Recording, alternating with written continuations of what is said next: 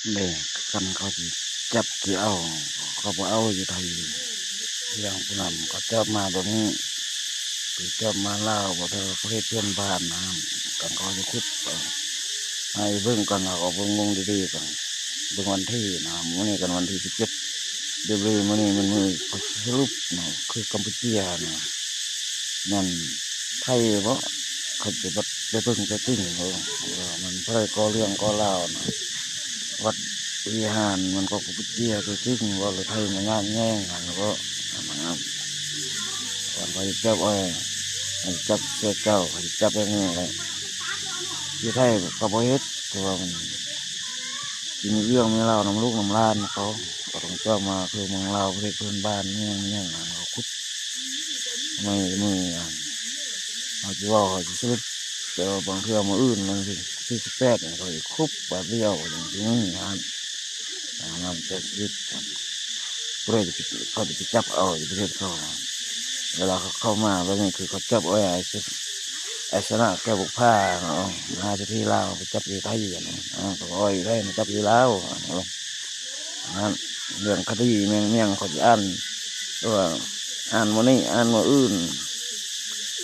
แล้วอนุญาตเด้อผม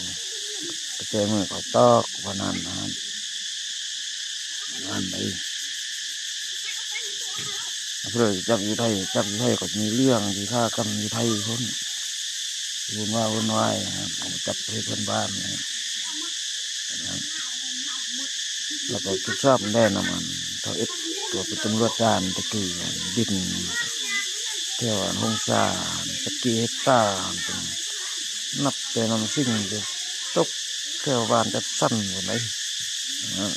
เป็นตำรวจด้านเงินตะกี้เขาในการพักกันกับข้างใกล้เครื่องยุทธราชแล้วพวกนั้นมีความยากชีวิตเรื่องแปะเขาตรงเรื่องน้ำสามแยกกันบอกวันพักสามแยกกันสองลังซ่อนดินตู้เทวดงดอนที่วัดหน้าเขาดินเห็นแม่นของเราหมดเถอะทงดอนเรายอดเว้ยย่างเว้ยส้มเมี่ยงหัวทอคือมัดทำมองตาคนไปที่ตรงอิฐนี่จะคิดที่ลานเขาเว้ยนัดเว้ยทงดอนบอกตะกี้เฮกตานับรอดนะงั้น